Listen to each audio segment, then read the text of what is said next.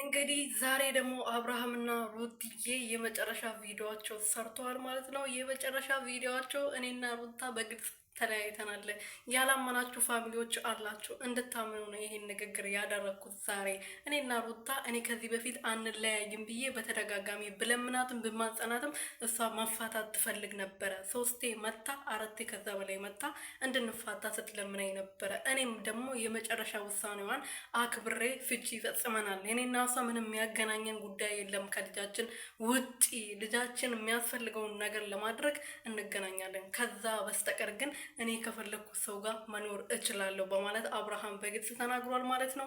እንግዲህ ሩትዬም ደግሞ እኔ ያኔ ያለሁበትና አንተ ስታረገው የነበረው ነገሮች ናቸው ይህንን ውሳኔ እንዲወስን አድርጎኝ የነበረው ብላለች። ዛሬም ደግሞ አብርሃም ያንኑ ነገር ነው እያደረገ ያለው። ትዳሩን ለመመለስ ምንም ያደረገው ጥረት የለም። ያኔ ዞሮ ዞሮ ያው ነው። ሰላም ሰላም ቤተሰብ እንዴት ናችሁ? ደህና ናችሁ ወይ? እኔ ያለው እግዚአብሔር ይመስገን። በያላችሁበት ሰላማችሁ በዘት ተረፍረፍ ይበልልኝ የኔ ውድና ወርቅ እንቁ የሆናችሁ ቤተሰቦቼ። አብርሃም እንግዲህ ዛሬ ከኤፍሬም ጋር መጥቷል። ኤፍሬም ያው ሰሞኑን ለሩት እየደግፈው በተደጋጋሚ ሄርሜላንም እሱንም ሲናገረው ነበርና የመጨረሻ ውሳኔው እንግዲህ ከዚህ በኋላ አጠገቤ እንድትገኝ አልፈልግም፣ ሄርሜላንም እንድትነካት አልፈልግም። እኔ የመረጥኩትን ህይወት መኖር እችላለሁ።